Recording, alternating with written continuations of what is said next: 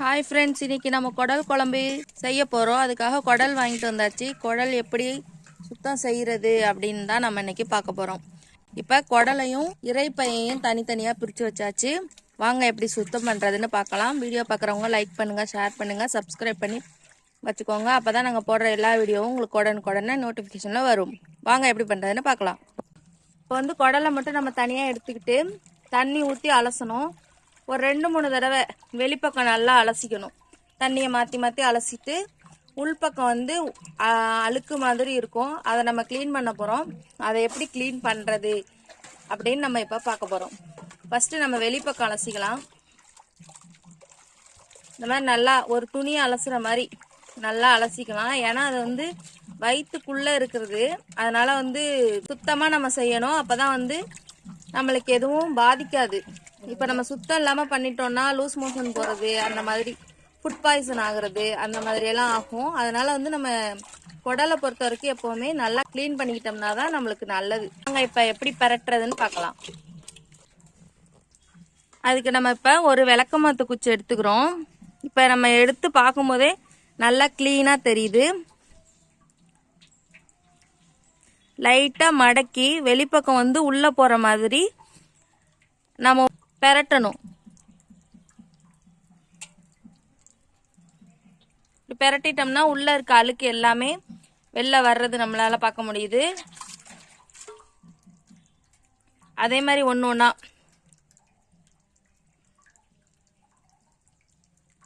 பெரட்டிக்கணும். Okay, இப்போ திருப்பியாச்சு. திருப்பினதுக்கப்புறம் இந்த மாதிரி தான் ஒயிட்டாக இருக்கும். இப்போ வந்து இதுல எல்லாம் அழுக்கு இருந்துச்சு. இப்போ இந்த எல்லா அழுக்கையும் நம்ம இப்போ வந்து பெரட்டி கழுவி எடுத்துட்டோம். இப்போ இந்த தண்ணியில் போட்டு நம்ம அலச போகிறோம். அலசும் போது தண்ணி ஒரு மாதிரி மங்கலான கலரில் இருக்குல்ல, தண்ணி கலரில் இருக்கணும் அந்த தண்ணி. அது வரைக்கும் நம்ம அலசி எடுக்க போகிறோம்.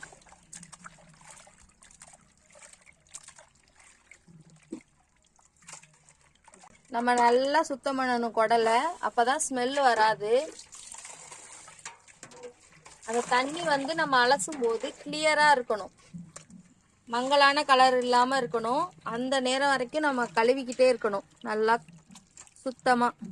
இந்த மாதிரி தண்ணி வந்து இப்போ வந்து ஒயிட்டா இருக்கு பாத்தீங்களா, தண்ணி கலர்லயே இருக்கு, மங்கலான கலரே இல்லை. இந்த மாதிரி நம்ம அலசிட்டா போதும். இந்த ஸ்டேஜ் வந்தோடனே நம்ம அலசுறதை நிறுத்திக்கலாம். இப்போ நம்ம வந்து சிறுகுடலை சுத்தம் பண்ணியாச்சு. வாங்க பெருகுடலை எப்படி சுத்தம் பண்றதுன்னு பார்க்கலாம். இப்போ பெருங்குடலில் நம்ம சுத்தம் பண்ண போகிறோம். அதுக்குள்ளே வந்து ஆட்டோட சாணம் இருக்கும். அதை தான் நம்ம வந்து க்ளீன் பண்ண போகிறோம். பாருங்க, நம்ம டாமி கொடுக்குற டார்ச்சர் தாங்க முடியல. நாளுக்கு நாள் சுத்தமே பண்ண விட மாட்டேங்கிறான். இங்கே நின்றுக்கிறான். இது வந்து ஒரு பேக் மாதிரி தான் இருக்கும். நம்ம ஃபஸ்ட்டு கட் பண்ணிக்கிட்டு உள்ளே இருக்கிறத திருப்பி உள் பக்கமாக நம்ம க்ளீன் பண்ணணும். கொஞ்சம் ஸ்மெல்லாக தான் இருக்கும். க்ளீன் பண்ணிட்டோம்னா ஸ்மெல் வராது. மற்றபடி ஆட்டுக்குடல், தலை எல்லாமே சாப்பிட்றது ரொம்ப நல்லது. ஏன்னா ஆடு வந்து இருக்கிற மூலிகைகள் எல்லாமே சாப்பிடும். அதனால் நம்ம அதை சாப்பிடும்போது எல்லா சத்துமே நம்மளுக்கு கிடச்சிரும். ஸோ வந்து மட்டன் எல்லாருமே நல்லா சாப்பிடுங்க. அதுக்குன்னு சுகர் உள்ளவங்களாம் வாங்கி சாப்பிட்றாதீங்க. சுகர் உள்ளவங்க வந்து சாப்பிடக்கூடாது. நார்மலாக இருக்கிறவங்க தான் சாப்பிடணும். இந்த மாதிரி பெருங்குடலை சுத்தம் பண்ணி சாணமெல்லாம் இல்லாமல் எடுத்தாச்சு, ஆட்டு சாணம் இல்லாமல். அடுத்தது வெந்நீர் போட்டு இது மேலே எப்படி சுத்தம் பண்ணணும்னு பார்க்கலாம் வாங்க. இப்போ சுத்தம் பண்ணி வச்சுருக்க பெருங்குடலை எடுத்து நம்ம சுடு தண்ணியில் போட்டு சுத்தம் பண்ண போகிறோம். எப்படி சுத்தம் பண்ணுறதுன்னு பார்க்கலாம்.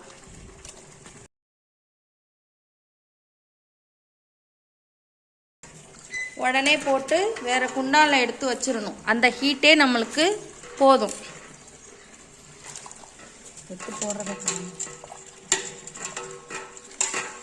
இந்த மாதிரி ஒரு தடவை அப்படியே நனைச்சி விட்டுட்டு அதை அப்படியே எடுத்து வேற குண்டான்லையோ பாத்திரத்துலையோ மாற்றி வச்சுக்கோங்க. இந்த சூடே போதும். இது ஆறினோன்னே எடுத்து சுத்தம் பண்ணோம்னா நம்ம எடுக்க அந்த லேயர் எல்லாமே வந்துடும்.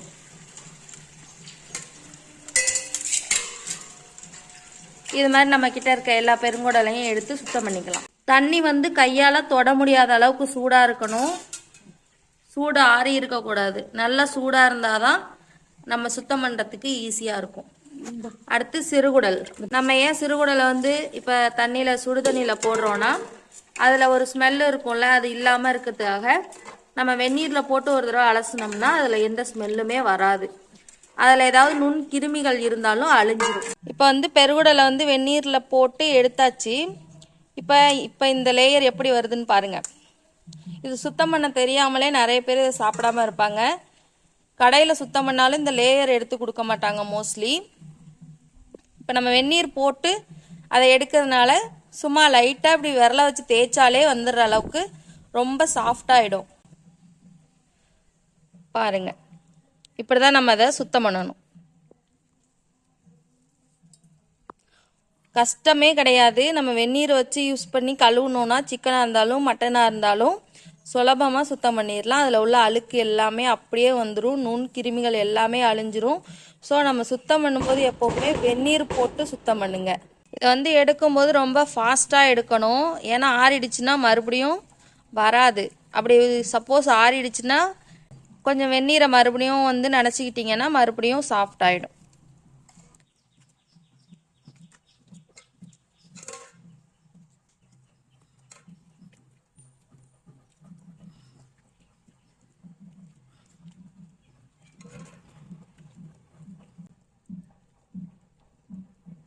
இப்போ பெருங்குடலை சுத்தம் பண்ணியாச்சு. எவ்வளோ க்ளீனாக இருக்குன்னு பாருங்கள். வாங்க சிறுகுடலை சுத்தம் பண்ணிட்டு வந்துடலாம். இப்போ சிறுகுடல் பெருகுடல் ரெண்டுமே வெந்நீர்லாம் போட்டு சுத்தம் பண்ணி எடுத்ததுக்கப்புறம் குக் பண்ணுறதுக்கு ரெடியாக இருக்குது.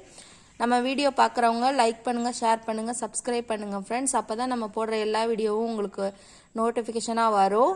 இப்போ நம்ம குடல் குழம்பு வைக்கிற வீடியோ உங்களுக்கு வேணும்னா ஃபஸ்ட் கமெண்டில் பின் பண்ணி வைக்கிறேன். அந்த வீடியோவையும் போய் பாருங்கள் ஃப்ரெண்ட்ஸ். தேங்க்யூ ஃப்ரெண்ட்ஸ், சப்போர்ட் பண்ணுங்கள். நன்றி.